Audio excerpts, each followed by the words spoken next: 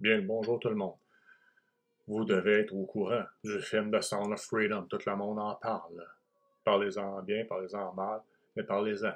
Mais il y a de ces sujets qu'on n'a pas le choix d'aborder, hein, comme les réseaux pédophiles internationaux.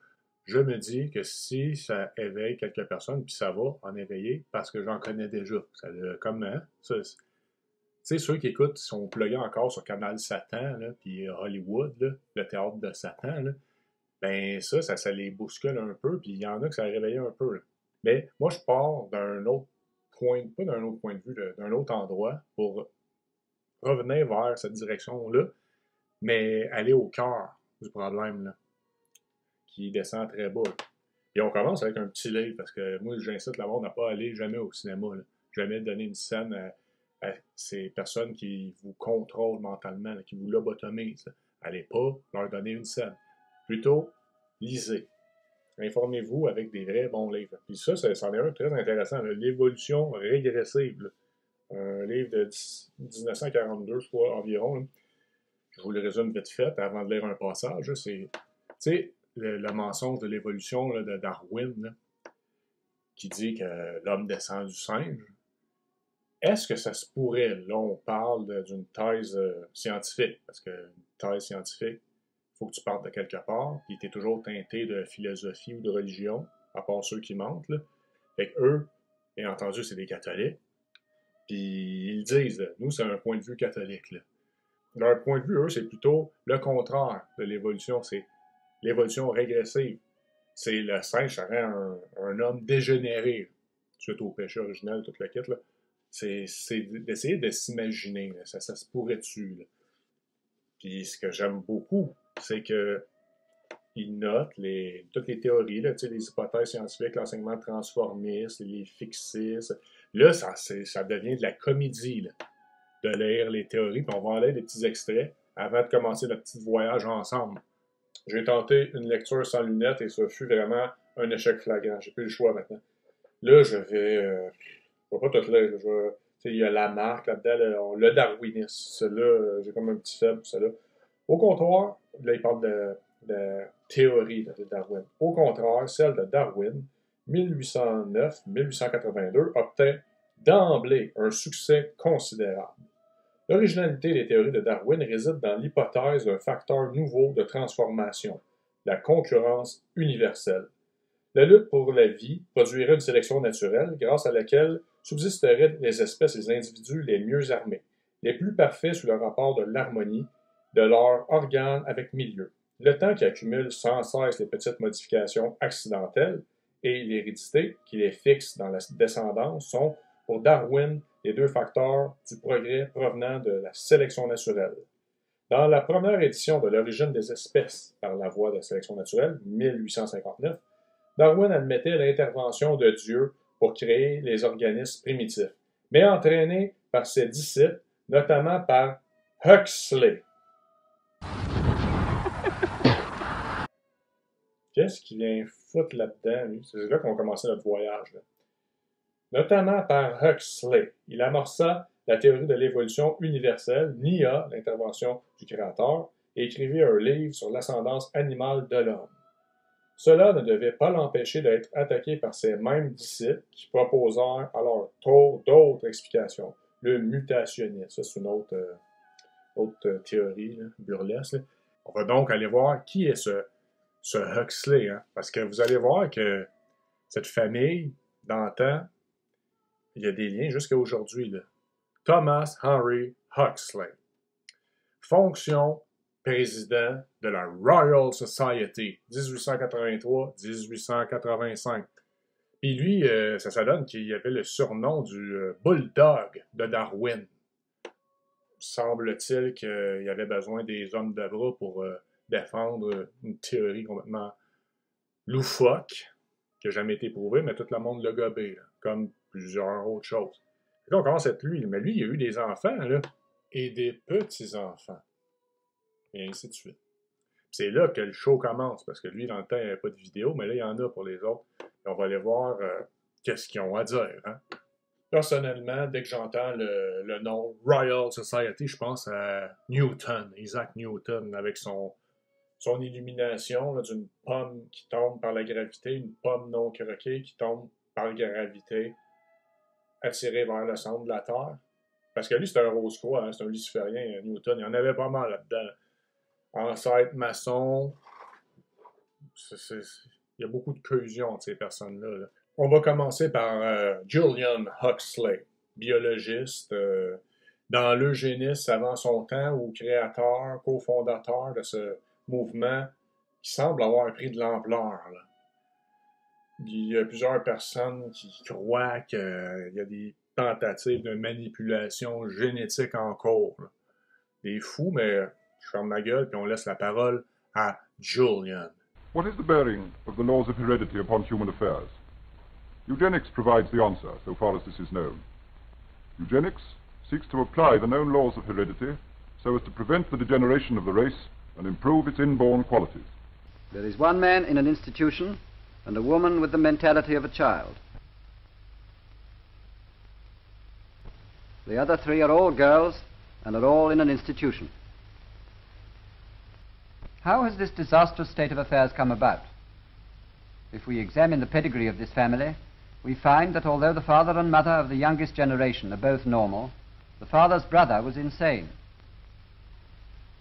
If carefully trained, they can be taught simple routine tasks. Here are men in the workshops carpentering. Particularly among members of the Fabian Society.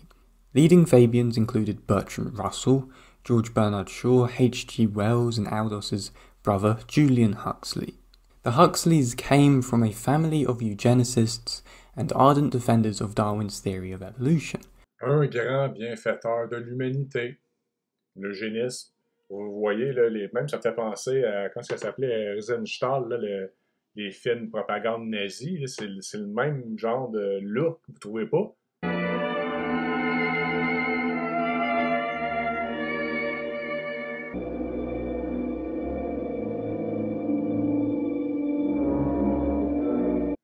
C'est le même genre d'idéologie, vous trouvez pas? Puis ceux qui croient que les choses ont changé, là, allez dans les cliniques de fertilisation, le milkshake, c'est ici que le milkshake a été fait. Parce qu'on est rendu dans ces genres de manipulation, ça a été accepté comme tout le reste. Eh bien, je peux vous dire, dans ces affaires-là de feuillage, là, tu coches des choses, là, par là, oui, non, oui, non. Puis là, il y a des passages, là. Si votre enfant a des risques d'avoir la trisomie, est-ce qu'on l'abat dans le ventre déjà? On l'avorte. C'est important d'être factuel. Donc, là, je tombe sur le site du gouvernement du Québec. Programme québécois de dépistage prénatal. Qu'est-ce que ça va dire? Bon, ben là, allez voir. Bon, le programme québécois de dépistage prénatal vise à rendre accessible aux personnes enceintes et aux couples du Québec, sur une base volontaire, le dépistage prénatal de la trisomie 21, de la trisomie 18 et de la trisomie 13. Mais pourquoi ils voudraient qu'on dépiste avant? On continue un petit peu pour voir s'ils vont mentir, dire la vérité. On va continuer juste un petit peu, là, parce que ça va être long, je pense, cette vidéo. En participant à ce programme, vous pourriez savoir le plus tôt possible au cours de votre grossesse si votre bébé, ou, dans le cas d'une grossesse de jumeaux, vos bébés, présente une probabilité élevée d'avoir l'une des trisomies dépistées. OK? Si la probabilité est élevée, des analyses supplémentaires seront proposées pour confirmer si le ou les bébés ont la trisomie ou non. Si c'est le cas, vous pourriez avoir à décider si vous désirez continuer votre grossesse ou si vous désirez y mettre fin. Non, mais c'est pas beau, ça, le gouvernement du Québec. Comment est-ce qu'il tient à nous? Parce que, comme les nazis d'antan, puis comme les satanistes, veulent, dans le fond, c'est détruire l'humanité. Hein? Puis surtout, un enfant, un bébé, c'est pas assez. On va y aller plus tôt. Là. On veut détruire la vie. C'est-tu assez clair, ça? Ça, c'est le gouvernement du Québec. Là. Oui ou non? C'est pratiquement oui ou oui. Là. Mais où est-ce que j'ai vu ça, déjà, la promotion, la propagande d'avortement? Je crois que c'est dans nos amis les nazis, là. Dans le cinéma de nazis, parce qu'on regarde ça même dans les thèmes documentaires. Ah, film sur l'euthanasie. pour ce qui préfigurera le programme Action T4. La loi du 14 août 1934 autorise déjà leur stérilisation. I often talk about how vaccines are a miracle. Les films insistent sur la nécessité de l'euthanasie. Hey, ils n'étaient pas des précurseurs, les nazis. Qu'est-ce que vous attendez de nous? Moi, je veux mourir. Moi, je n'attends qu'une seule chose, c'est que cette loi-là passe en France pour que justement, moi, j'ai plus rien à faire. Vous voulez partir le plus vite possible. Les femmes sont en train de se cacher pour mourir. C'est terrible, c'est vraiment injuste. Déjà, là, en 1934, l'euthanasie, comme aujourd'hui, l'aide à mourir, là. Les handicapés, là, vous savez qu'est-ce qui nous attend, là, parce que le programme était là, là, il est en application, mais là, on lit le mode d'emploi. L'héritage, das Erbe, use des métaphores animales, chien contre hérisson, chat contre perdrix, pour illustrer la lutte permanente opposant les différents animaux entre eux et la sélection naturelle qui s'opère selon la loi du plus fort. On revient encore à Darwin. C'est fou, hein? En tout cas, ça c'était Julian. Et là, on va aller voir son frère. Là. Lui, il est quelque chose. Aldous Huxley. La dictature parfaite serait une dictature qui aurait les apparences de la démocratie, une prison sans murs dont les prisonniers ne songeraient pas à s'évader. Un système d'esclavage où, grâce à la consommation et au divertissement, les esclaves auraient l'amour de leur servitude. Huxley was also involved in the Fabian Society, and along with his student George Orwell, he was the protégé of H.G. Wells. This is Aldous Huxley, a man haunted by a vision of hell on earth. A searing social critic, Mr. Huxley, 27 years ago, wrote Brave New World, a novel that predicted that someday the entire world would live under a frightful dictatorship. Today, Mr. Huxley says that his fictional world of horror is probably just around the corner for all of us. We'll find out why in a moment. Ce repère de lucidité et de calme d'Aldous Huxley à Hollywood n'a rien cependant de la tour d'ivoire. Dans le meilleur des mondes, vous parlez aussi d'une drogue imaginaire qui s'appelle le soma et qui sert d'évasion, de moyen d'évasion à tous ces pauvres individus. Est-ce que vous préconisez toujours, mais de façon réelle, la découverte d'une drogue qui pourrait être ainsi distribuée? Je tiens à préciser que Hubert Aquin, la personne qui interviewe présentement dans le passé, en fait, Aldous Huxley, là, il s'est suicidé. Donc, il est tombé dans le désespoir au final. Là. Je fais juste dire ça comme ça parce que c'est pas vraiment anodin. Là. Parce que quand on suit ces personnes et leur maître, là, on tombe dans le désespoir. Naturellement, le soma, je crois que c'est une drogue impossible en soi parce que le soma, si je me rappelle bien, était en même temps un drogue stimulant et sédatif et hallucinogène. Et il est bien peu probable qu'une seule substance puisse faire... C'est la drogue idéale. C'est la drogue idéale. La drogue idéale, mais je crois qu'il est bien possible qu'avec 3 ou 4 substances, on pourrait reproduire les effets du soma. Et la chose, comme j'ai dit il y a un moment extraordinaire, la chose extraordinaire, c'est que les pharmacologues actuellement produisent de plus en plus de drogues qui sont inoffensives, qui produisent des effets remarquables sur l'esprit. Les psychiatres qui les emploient se demandent maintenant si des drogues analogues ne feraient pas du bien pour les gens normaux et pas seulement pour des gens malades. En contrôlant, en réglementant la vente du cannabis, on va pouvoir mieux protéger nos communautés, mieux protéger nos jeunes. Bon, donc Aldous Huxley veut notre bien, lui aussi. Mais je dois noter quelque chose que peu de personnes savent à son sujet parce que c'est un grand écrivain. Hein. Il y a des romans d'anticipation, là, pratiquement un prophète. Là. Parce que qu'est-ce qu'il a dit, ça s'est passé, ou c'est sur le point de se passer. Mais il y a un livre qui est écrit qui est comme un petit peu fall ball ou hors champ, parce que je ne sais pas pourquoi il s'est mis à écrire sur ce sujet-là. Mais il a écrit un livre sur la possession de Loudun. Vous savez, cette possession, je la mentionne souvent, à un moment donné, je vais en parler plus explicitement. Là. Mais il écrit un livre là-dessus pour dire que c'était faux, bien entendu. Là. Urbain Grandier, ce prêtre qui a maléficié un couvent de sœurs hein, qui sont finis possédés. Puis le film Exorciste est pas mal basé là-dessus, hein, parce que c'est archi sourcé. Là. Je pense qu'il n'y a pas eu un cas de possession qui a eu plus d'écrits là-dessus et sur un plus long terme. Là. Puis il y a même des protestants qui se sont convertis hein, quand ils ont vu ce qui se passait. Là, parce que c'est assez extrême. Là. Je dois faire encore une fois une petite aparté là, afin de préciser les choses. Là.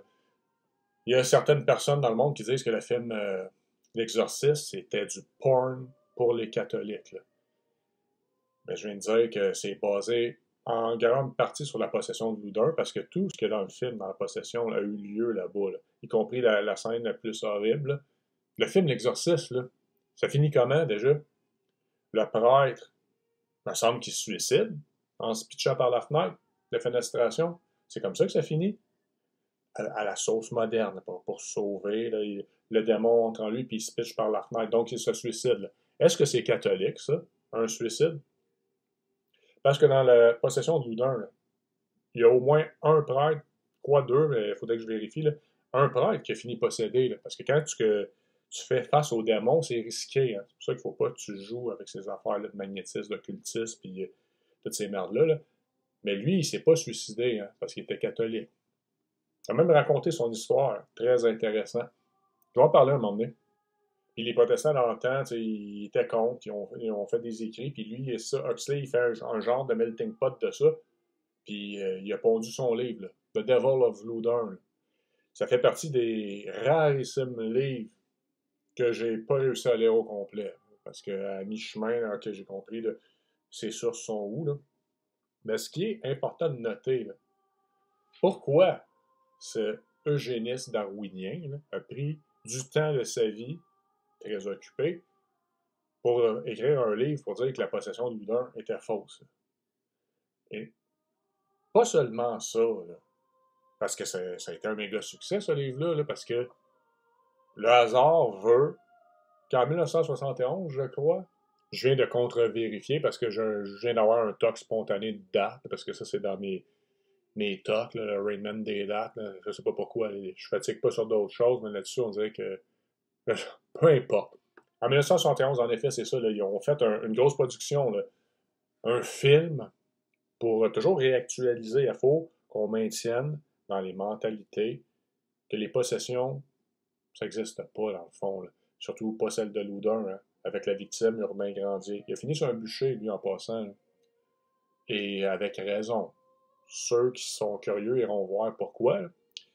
Mais il y en a eu un autre aussi en 73. Je pense qu'il y a une comédie musicale là-dessus. C'est très important là, de dire que c'est faux. Parce que si tu nies les possessions, dans le fond, tu nies l'action de Satan. Là. Et là, c'est ça le cœur du problème. Là.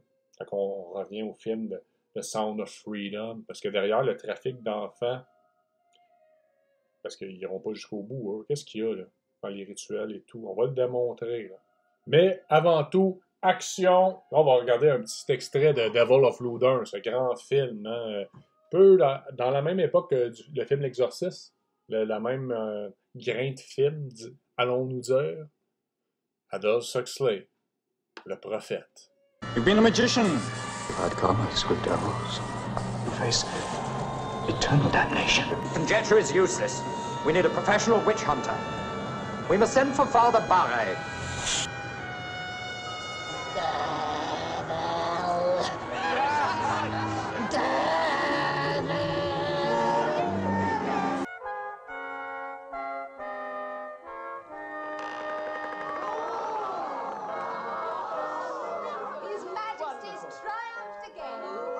Si le film L'Exorciste est du porn catholique, ça, c'est du porn protestant, donc du porn de Satan.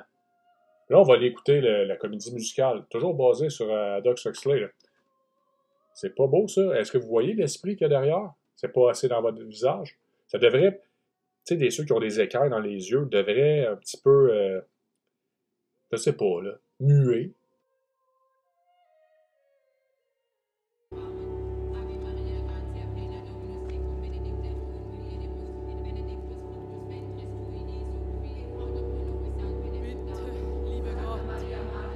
ein braves Mädchen aus mir.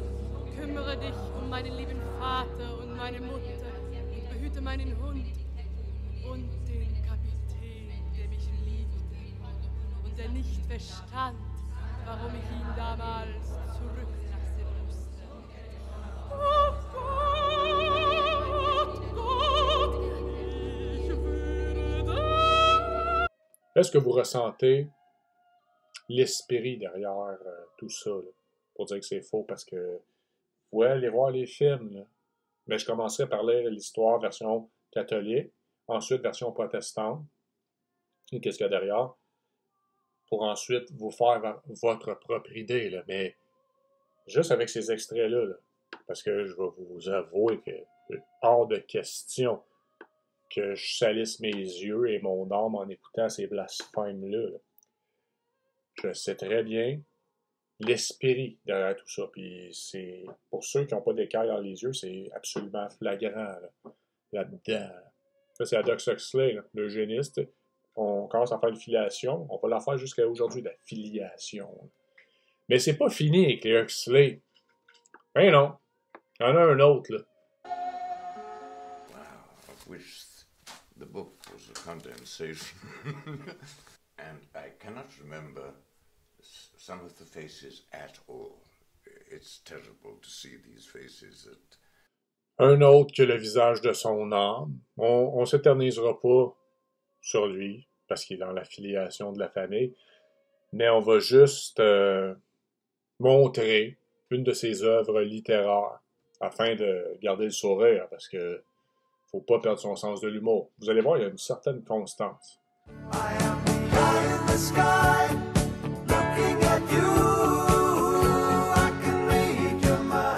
Sur ce, nous revenons à The Sound of Freedom, qui semble faire scandale.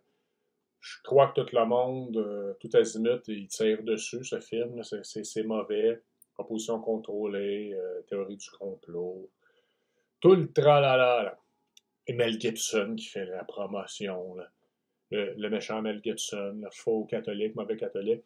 Parce que, on va s'entendre, là. Mel Gibson, à Hollywood depuis des années, est-ce que ça laisse des traces? Bien entendu. D'ailleurs, ça se voit physiologiquement. Il y a de quoi dans ses yeux, ça va pas trop bien, mais c'est normal. Il est dans le nid du mal, là. Mais est-ce que c'est moi qui va dire que c'est un mauvais catholique? Parce que c'est un des rares qui se dit catholique. Est-ce que c'est moi qui va lancer la première pierre? Non. Parce que j'aimerais qu'on me montre un bon catholique aujourd'hui. Un exemple à suivre. Lui, qu'est-ce qu'il a fait, Mel Gibson? Il a fait le film La Passion, qui a vraiment... Disons qu'une certaine communauté n'a pas apprécié qu'il n'a pas mis en sous-titre un certain passage, mais il l'a gardé en hébreu. Que son sang retombe sur nous et notre descendance, ça n'a pas passé, semblerait-il. Mais là, on va parler un petit peu de Mel Gibson, parce qu'on va démontrer qu'une personne, même si elle est dans le milieu, est teintée par ce milieu, c'est inéluctable, mais elle peut dire des choses très vraies, là. C'est important là, d'écouter les personnes qui savent de quoi elles parlent. On commence par Mel Gibson, drette là. You know, I had a whole bunch of weird paranoid suspicions about what the hell was going on because there was a lot of stuff I couldn't understand. Right. And nobody was really bothering to explain it to me. They don't. And and I formed a bunch of opinions about the town and about the people in it that were like, surely that couldn't be, because the whole place can't be like, you know, Weird Town, you know, where the stranger wanders in and all the people are in the bar and they all shut up when he looks at them and, and they tell you don't go into the house on the hill, and it's like that. No, he came to see me on a rooftop in New York. I said, hey, can I talk to you? And he said, sure. And he floated in, sideways, through a crowd of people. He was wearing black. And it was like one of those old vampire movies where they don't walk, but they glide. And he was a dancer, you know, so he has he's very, you know, graceful. Yeah. And he moved sideways, and he just sat down in a chair next to me. And it kind of frightened me. And he began to talk tortures. And my assistant was there, and he left because he couldn't stand it anymore. Yeah. the air had turned cold. And then he left, and I wanted to leave. And because I knew that I didn't want to work with him. Yeah. And he was getting scary. Yeah. I will not mention names, but his whole opinion about women on film, from beginning to end, is very brief. He says, women on film, either naked or dead. Both is better. And it's like, whoa, whoa. Juste en passant, je dois clarifier encore une fois une autre chose. Parce que dans les milieux néo-païens, athées, protestants, je l'entends souvent, celle-là, et je l'ai lu, tu sais, que dans le film La Passion de Mel Gibson, là, on lui reproche, non, on reproche dans le fond au film, qu'il y aurait eu le One Seeing Eyes pratiquement tout le long du film, parce que Jésus avait un œil fermé. Là. Donc, on va aller vers le Saint-Suaire, que la science appelle le linceul de Turin, parce que la science est anti-Dieu, dans le fond. Elle sera à Satan présentement pour le moment. Là. On va aller voir qu'est-ce que le linceul de Turin, j'utilise dans le jargon, démontre. Parce que peut-être que Mel Gibson se serait basé sur des faits scientifiques. Là, parce que le Saint-Suaire est l'objet le plus étudié par la science. Là. Et la science n'a pas eu le choix d'admettre, elle ne dira pas le miracle, parce qu'elle nie ou elle tait, mais elle dit qu'il est authentique au 3e degré. Ceux qui sont intellectuellement intègres vont aller voir et n'auront pas le choix, comme la science n'a pas eu le choix de dire « Ok, ouais, c'est vrai que c'est authentique », parce que si c'est un faux, ça impliquerait qu'il y a un faussaire. Et on n'est aucunement capable de le falsifier. C'est simple comme ça, dans le fond. La vérité est toujours simple. Là. Dieu se révèle aux simples, les superbes, les fraîchiers restent aveuglés. C'est comme ça.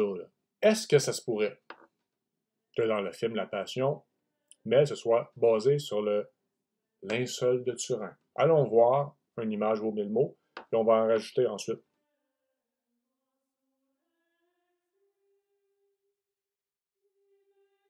D'après le Saint-Suaire, il semble avoir un petit problème avec la joue droite, un genre de, je sais pas, là, une enflure, parce que les Saintes Écritures disent qu'il y a eu des soufflets, hein, des crachats, qui continuent jusqu'à nos jours. Hein. Ça continue. Là, là je vais pas mettre la toune de Francis Cabrel, mais ça vient de me flasher. Ça continue encore et encore, c'est que le début, d'accord. Mais on va aller à un livre du passé encore une fois. La Passion selon le chirurgien, parce que ça a été étudié, ça, comme pratiquement une scène de crime, hein, parce que le faussaire d'antan, il était tellement fort, médiéval, celui qui a créé cette œuvre qu'on ne peut pas répliquer, là, que même au microscope, on peut même voir qu'il y avait une pièce de monnaie là, dans un œil, là, quand on zoome, puis on peut même identifier cette pièce de monnaie. Il était fort, là, le faussaire d'antan. Là, on s'en va lire un extrait, La Passion selon le chirurgien. Ça va être seulement un petit passage, on ne s'éternisera pas. Ceux qui sont curieux, encore une fois, iront lire ce livre vraiment primordial. Puis, une fois que vous l'aurez lu, là, vous allez comprendre ce que Jésus a souffert pour nous. Donc, petit passage, les excoriations se retrouvent presque partout sur le visage, mais surtout sur le côté droit. Ce côté est également déformé, comme s'il s'agissait d'hématoses sous la surface saignante. Là, c'est un chirurgien qui l'a dit. Là. Ceux qui ont écouté des matchs de boxe un petit peu, qui connaissent un petit peu le pif-paf, là, savent qu'est-ce qui se passe quand hein, l'œil entre puis ça ferme. J'espère que c'est assez clair. Là, on va terminer avec ceci, avec Mel Gibson, parce qu'il semble être un petit peu au courant de ce qui se passe au Vatican. Là. Ce qu'il dit est véridique. On va le démontrer encore une fois. Puis ensuite, là, regarde, moi, j'aime la vérité. La vérité, c'est ça, la puissance de l'épée. Hein? Ça coupe à travers tout. Et ça reste. And how are we supposed to know the good guys from the bad guys? Well, we were given a standard by which to judge them. You know, by their fruits, you'll know them. by their fruits. Anybody seen any good fruit lately? No. La Terre-Mère est bien sûr la mère de toute l'humanité. It's tough. And look, I'm a pretty sinful guy. I mean, I'm as venal as the next guy. But I know the difference between a shepherd and a hireling. Je suis désolé. Je vous demande pardon, en particulier pour les méthodes auxquelles plusieurs membres de l'Église et des communautés religieuses ont pris part. And my question is, like, who's hiring them? I don't think it's Jesus. Is it Francis? Who's hiring Francis? Ça, c'est vraiment une bonne question, là. Bergoglio, là. Qui l'a engagé? C'est le bon terme en plus, parce que c'est exactement ça. Donc là, on va lire un petit extrait, encore une fois. Les infiltrations maçonniques dans l'Église de l'abbé Emmanuel Barbier. Quand on tient fortement les deux bouts de la chaîne, dirons-nous en modifiant une parole célèbre, il faut bien se garder de les lâcher par le motif qu'on ne voit pas comment les anneaux se soudent entre eux. C'est là une maxime sur laquelle les catholiques doivent régler tout d'abord leur jugement et conséquemment leur conduite par rapport aux infiltrations maçonniques dans l'Église. Le comment qui donnerait l'explication de cette invasion leur échappe, mais ce ne saurait être pour eux un prétexte raisonnable de fermer les yeux sur un fait qui est incontestablement connexe de deux autres dont la réalité est aussi claire que le jour. Ceux qui voient clair. La franc-maçonnerie a formé l'infernal dessein de corrompre insensiblement les membres de l'Église, ceux même du clergé et de la hiérarchie, en leur inoculant, sous des formes spécieuses et en apparence inoffensives, les faux principes avec lesquels elle se promet de bouleverser le monde chrétien. Voilà le premier de ces deux faits, et l'un des bouts de la chaîne.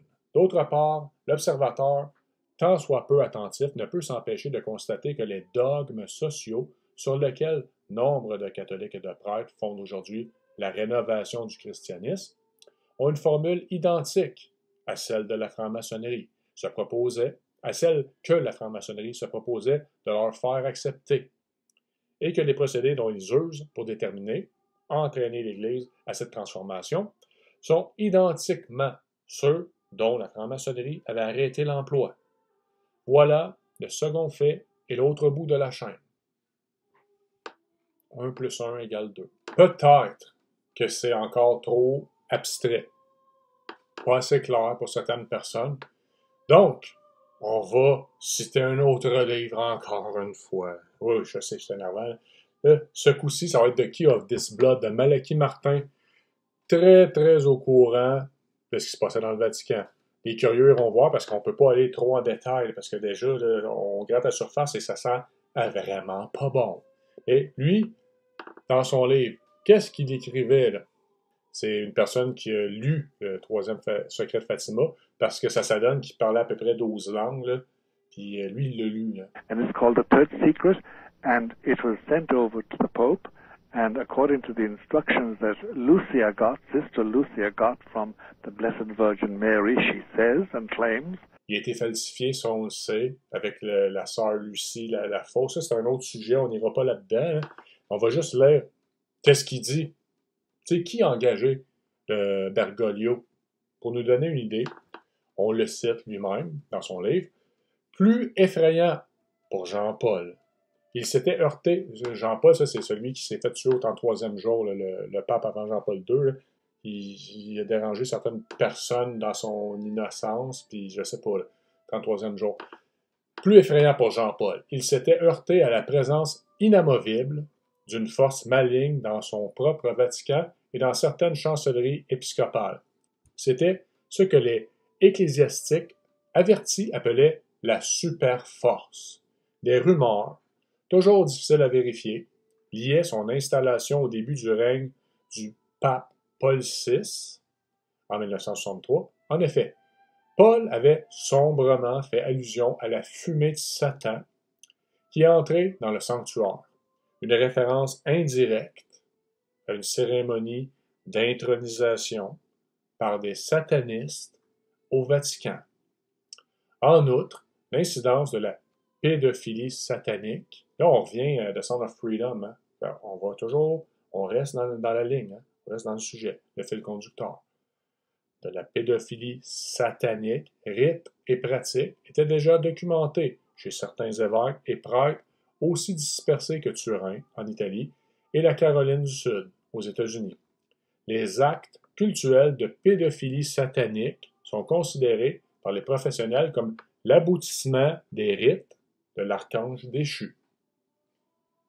Assez clair. Là, je crois que c'est clair. Is it Pachamama? I mean, I think you need to look at the whole institution. And, I'll quote Archbishop Vigano again in saying that he believes that there was a parallel counterfeit church set up to eclipse the real one.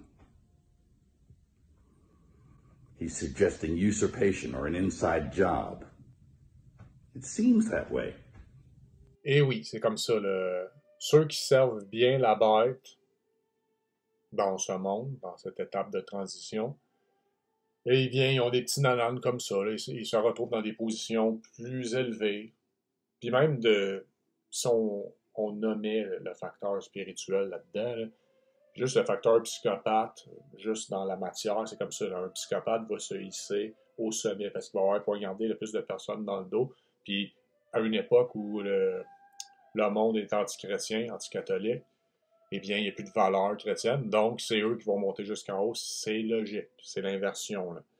Mais là, ça amène, parce que je reviens le film The Sound of Freedom, je ne sais pas s'il en parle dans le film, mais on va revenir à, tu sais, le sang.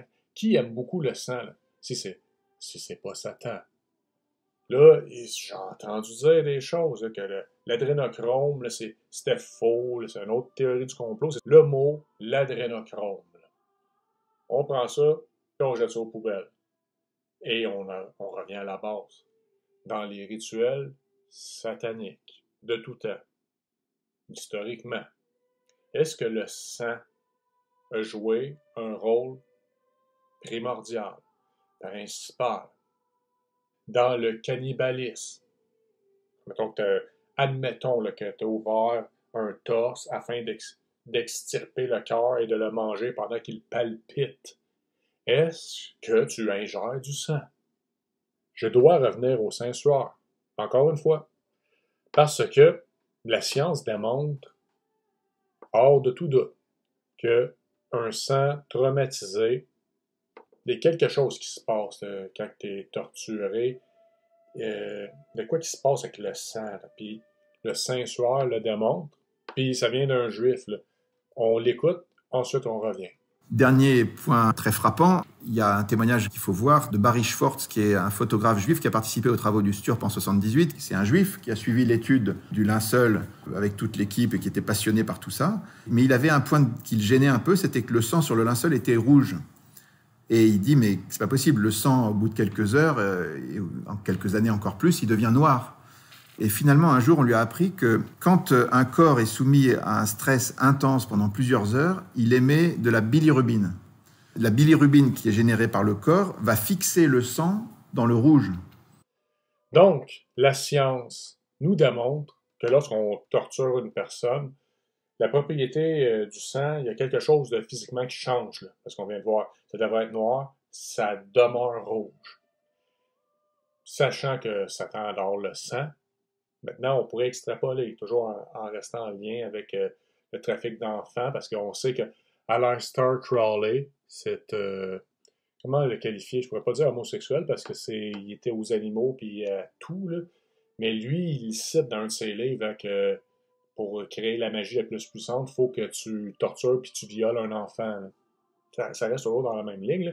Mais là, on va faire un petit parallèle, parce que vous savez que tout revient à la religion, à la philosophie ou l'idéologie, mais c'est pas mal tout interrelié. Là. On va faire des petits liens avec des rituels qui n'existent pas. On regarde ça et on revient. On va parler d'un saint martyr, un enfant saint martyr qui n'est plus un martyr parce que l'Église moderniste conciliaire l'a retiré des martyrs. Là. Simon de Trente. L'affaire Simon de Trente. Déjà, c'est signé pour ceux qui savent. Là. Se déroule au 15e siècle, dans la ville de Trente. Un enfant de 2 ans, Simon Underdorven disparaît dans des conditions mystérieuses aux alentours de la Pâque juive de 1475, ce qui donne lieu à l'un des procès les plus connus pour accusation de meurtre rituel contre les Juifs à la fin du Moyen Âge, ainsi qu'à la persécution de la communauté juive de la ville et 15 exécutions. Le contexte patati patata. Mais là, on s'entend que c'est faux, ça. L'Église conciliaire l'a retiré des saints martyrs. Puis, il n'y a pas juste lui, là. Mais on voit que, tu sais, les enfants, là, on parle vraiment dans l'imagination collective, le délai collectif, là. La torture d'enfants, on remonte jusqu'à Moloch, là. On dirait que Satan, il aime ça.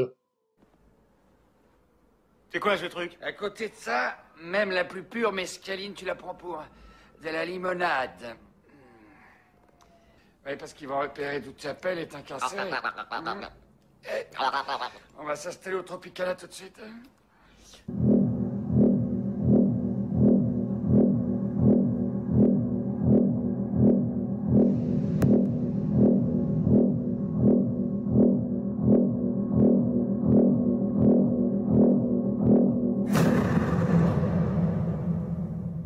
I used to cut myself, and you know, it used to make me feel better. And my basement was all white, so when I would cut myself, I would write the things down in my own blood. It's a message in blood. He was the bass player for the Scorpions. Any German fetish parties going on later? I don't go to fetish parties. I went to one time and I've seen them really bad. Was it like a donkey show or? No, actually, you know, I think they actually kill people there and stuff. They pay like up to like 100,000 people to see people get executed. I'm not kidding. But I went to another one where literally I saw like the grossest. I wanted to throw up.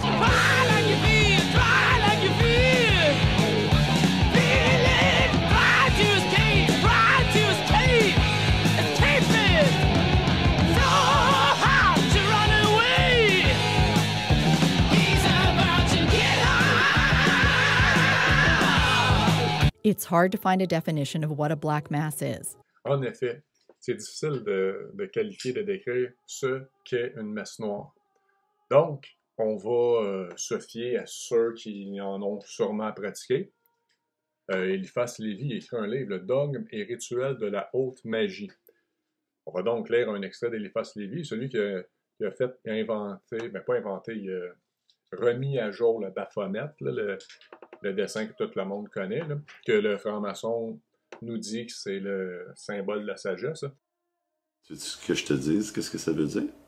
Ça, c'est le symbole de la sagesse. On va juste aller voir ce que dit Eliphas Lévy à propos des messes noires, là. Puis on va voir si ça corrobore, s'il y a des similitudes avec ce que pas mal tout le monde sait, là. Donc, à la page 236, on prit un enfant, beau de visage et innocent de mort. On le fit préparer en secret à sa première communion par un aumônier du palais. Puis, le jour venu, ou plutôt la nuit du sacrifice arrivée, un moine jacobin apostat et, adonné aux œuvres occultes de la magie noire, commença à minuit dans la chambre du malade, en présence seulement de Catherine de Médicis et de ses affidés, ce qu'on appelait alors la messe du diable. Messe noire. Je vais appeler ça de même. À cette messe célébrée devant l'image du démon, ayant sous ses pieds une croix renversée, le sorcier consacra 2 hosties, une noire et une blanche. La blanche fut donnée à l'enfant, qu'on amena vêtu comme pour le baptême, et qui fut égorgé sur les marches même de l'autel aussitôt après sa communion. Sa tête, détachée du tronc d'un seul coup, fut placée toute palpitante sur la grande hostie noire qui couvrait le fond de la patène, puis apportée sur une table où brûlaient des lampes mystérieuses. Bon, ça c'est Eliphas Lévy. On va voir maintenant une variante dans le livre de Cathy O'Brien, Transformation of America. Vous savez, Cathy O'Brien, l'esclave MK Ultra, MK Monarch, là. I'm telling everything that I witnessed and saw and heard and photographically recorded behind the scenes of this New World Order effort. On va lire un extrait de son livre, là. C'est elle qui le dit. Est-ce vrai, encore une fois? Est-ce faux? Il y a des similitudes, selon moi. Transformation of America, page 90.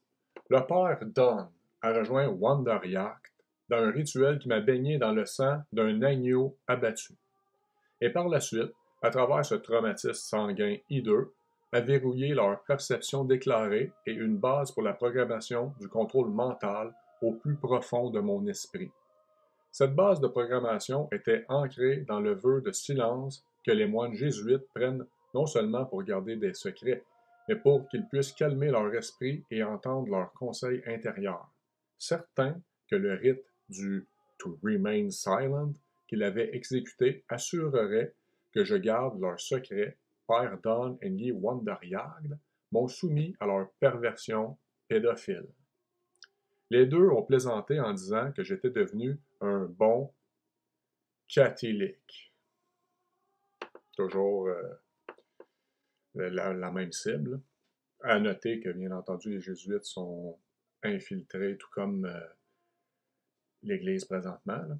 Bon, certaines similitudes. Là, je vais lire un dernier passage d'un autre livre parce que je pourrais en citer une infinité. Là. Ça revient toujours à la même chose, hein, au sabbat d'antan. Là. Et là, ça va être le livre d'Alexandre Le Breton à propos du MK Ultra. Là. Très bon. Là. Très difficile à lire parce que c'est ce merveilleux monde là, et ses élites sataniques. À la page 147. Plusieurs sources ont rapporté que certains groupes gnostiques pratiquaient des cérémonies impliquant du cannibalisme et des orgies sexuelles.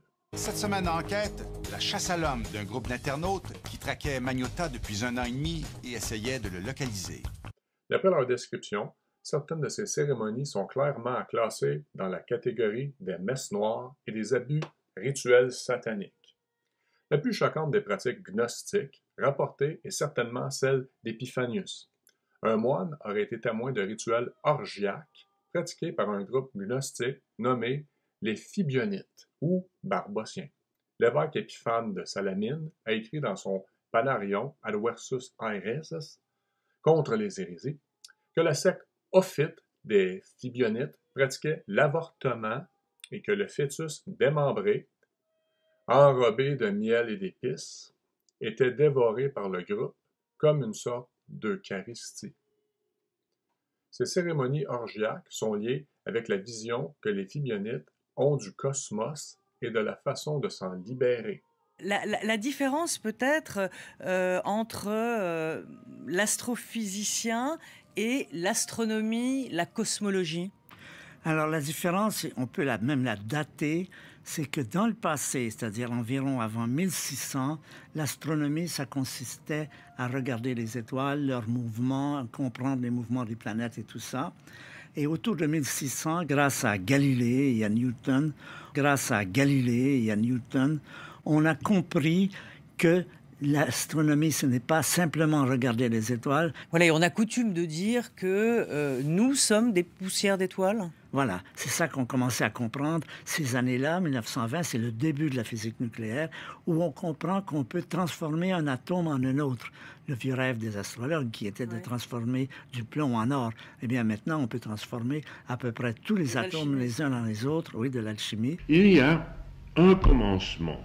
Nous y reviendrons peut-être à d'autres aspects, un commencement très différent de l'état actuel du monde, un commencement de multiplicité qui peut être décrit pour autant qu'on peut le faire sous forme de la désintégration de toute la matière existant sous forme d'un atome. 3 minutes pour comprendre la grande théorie du Big Bang aujourd'hui, parce que vous êtes des scientifiques, vous essayez de vulgariser la communication scientifique. Et pourtant, quand même, c'est vrai que nous, notre ambition dans ce livre, c'est de faire le Big Bang pour tous. Et c'est vrai aussi que ça touche tout le monde. On ne peut pas être indifférent à la question de l'origine. Savoir d'où on vient, pourquoi on est là, quels sont les éléments magnifiques qui nous ont... Pardon ? On comprend rien. C'est possible que quelques personnes se disent « Wow, qu'est-ce qui vient de se passer? Il vient de passer au Big Bang. » là. C'est quoi le rapport? Je vais encore une fois démontrer que la science moderne, et même dans le temps et futur, va toujours être teintée de religion, idéologie, philosophie, c'est inéluctable. Mais là, on parle du Big Bang, là. Je vais commencer par Stephen Hawking, que j'avais lu dans ma jeunesse, sa définition, parce que là, on a montré un chanoine catholique avant, le punch s'en vient, là. On va commencer par Stephen Hawking, là, page 129 de son livre. Au cours des années 70, je me suis principalement consacré à l'étude des trous noirs.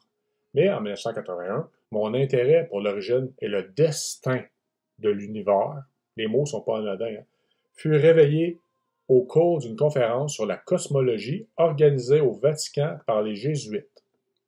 L'Église catholique avait commis une grossière erreur avec Galilée. Ben oui, dans le temps, ils se trompaient. Maintenant, heureusement, ils vont dans le sens du courant. Lorsqu'elle avait essayé de légiférer en matière scientifique, soutenant que le Soleil tournait autour de la Terre.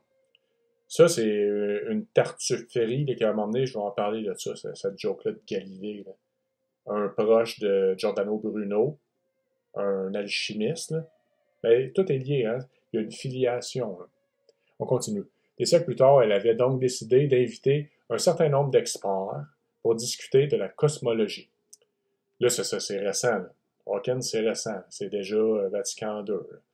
À la fin de cette conférence, les participants se verrent accorder une audience avec le pape, qui estima que c'était une bonne chose d'étudier l'évolution de l'univers après le Big Bang, mais que nous ne devrions pas nous occuper du Big Bang lui-même, parce que c'était le moment de la création et donc l'œuvre de Dieu.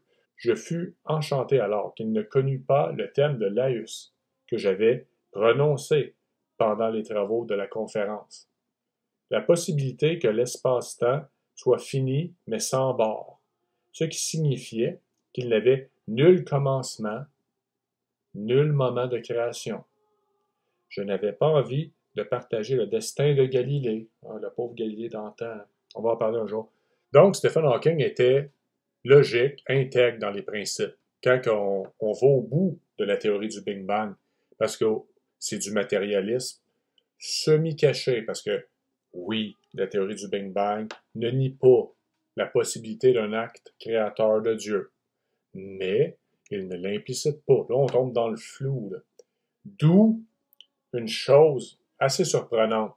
Surprenant pour certains, pour d'autres non, parce que les transitions, habituellement, quand tu passes d'une étape à l'autre, c'est jamais brutalement AB. Il y a toujours une certaine forme de gangrène avant que ça s'applique. Je suis obligé de citer Pedouse et le discours de Unora, parce que Pedouse, passionné d'astronomie, lui a sauté là-dessus, la théorie du Big Bang. Là.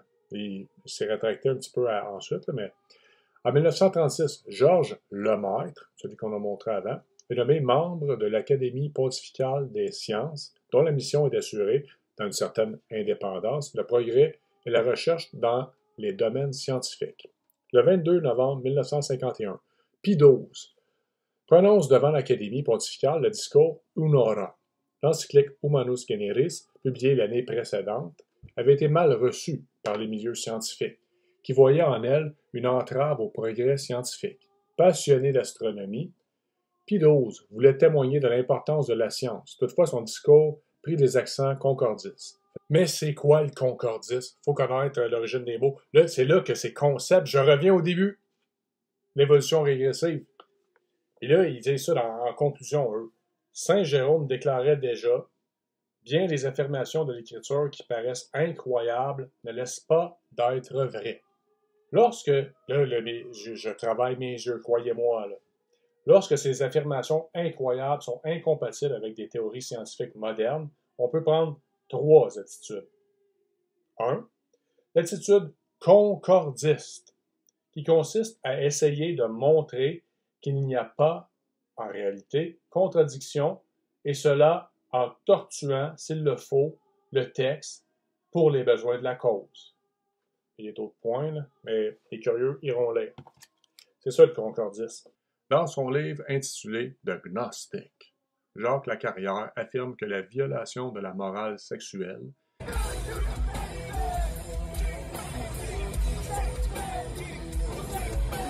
et autres horreurs blasphématoires démontrent la conviction clairement luciférienne les pratiquants.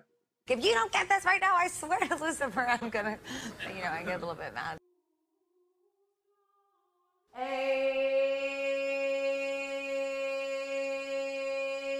On peut faire des sons, les sons vont toujours activer et sont une source de connexion directe avec l'intelligence.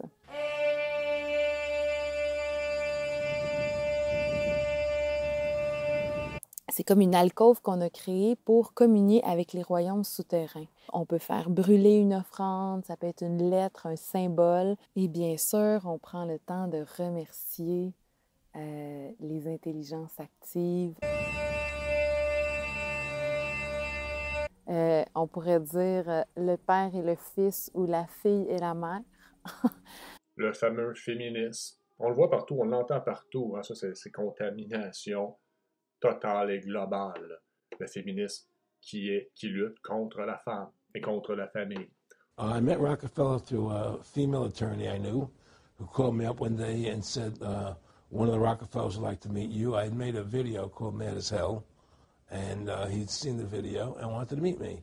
He was at the house one night, and we were talking, and he started laughing. He said, Aaron, what do you think women's liberation was about? And I said, I had pretty conventional thinking about it at that point. I said, I think it's about women having the right to work, getting equal pay with men, just like they won the right to vote, you know? And he started to laugh. He said, you're an idiot. And I said, why am I an idiot?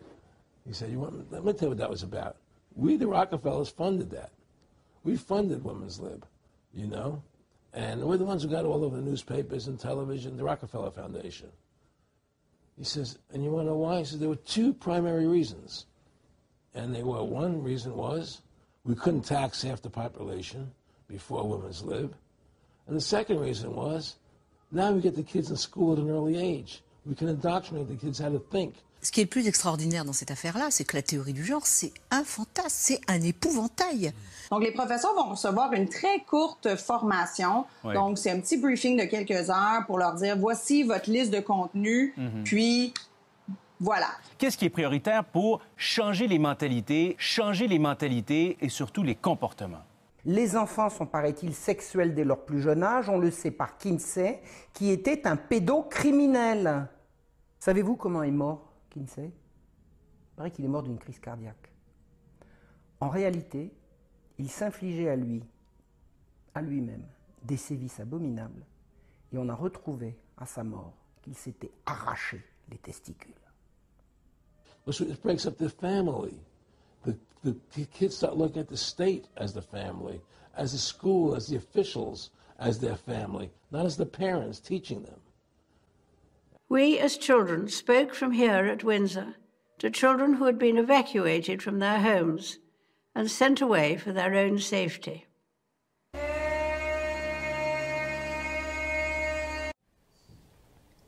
Solaris.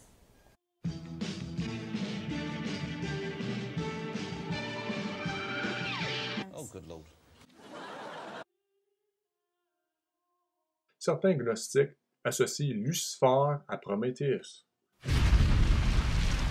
Comment es-tu tombé des cieux, astre brillant, fils de l'aurore? Tu es abattu jusqu'à terre, toi qui subjuguais des nations. Saint Jérôme, qui, dans sa Vulgate, une version latine de la Bible, traduit le mot hébreu Heyel, signifiant entre autres astre brillant, par Lucifer, sans majuscule. Mais pourquoi cela? Ce passage lui rappelle en fait Vénus.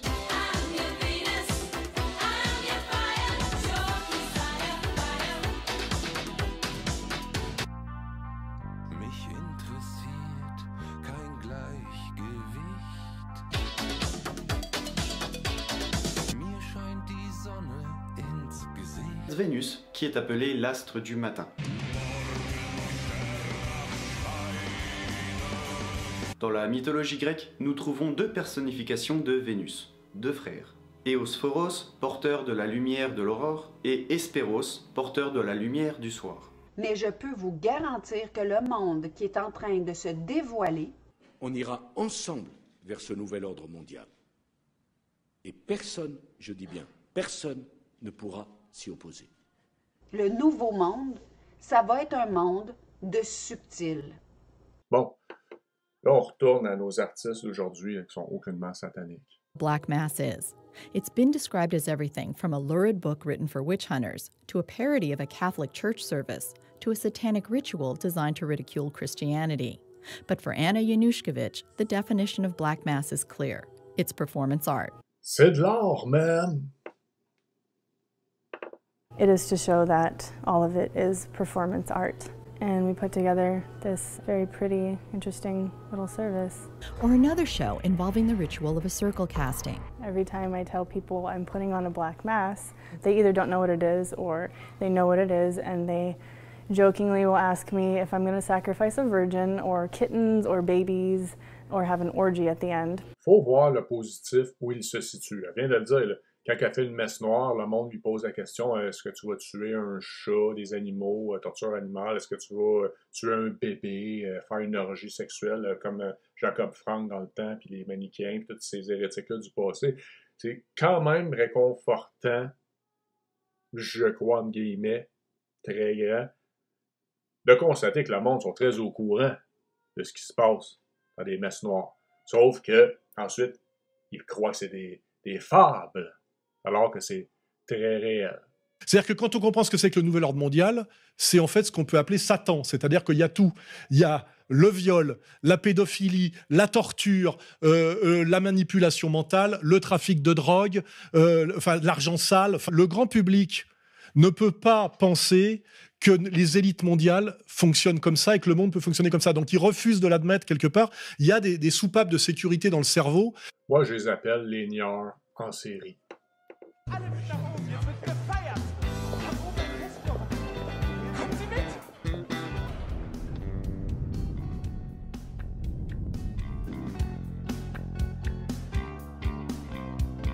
So basically, I covered my face with the crystals. Alors, j'ai le plaisir d'accueillir à nouveau Nathalie Knepper, médium spirit, parapsychologue. Tout le monde a reconnu Jared Neal, qui, je l'ai reçu au matin d'Amélie 7 fois. Jared Neal. Jared, qui est un exorciste, c'est quand même pas banal. T'es aussi, mon Dieu, médium, clairvoyant, spécialiste de maison hantée. Donc, les gens t'engagent pour exorciser leur maison. Dans le fond, j'ai vu une vidéo de toi passer. Puis ça me dit, ah là, faut que tu le demandes en entrevue. Là, c'est là. Continuons.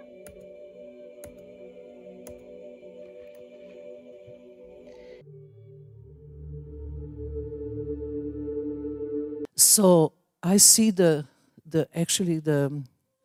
crystals as a simplified computers of our planet.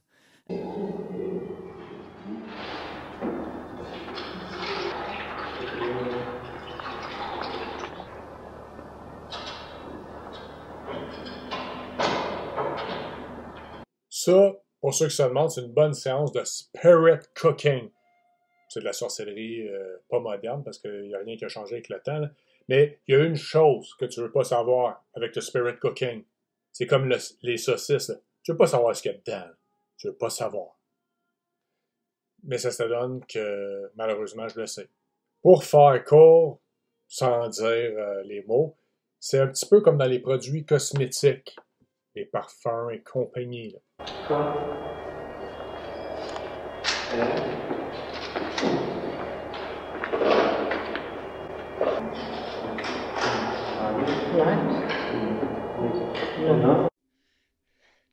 Gotcha, didn't I, you little sucker?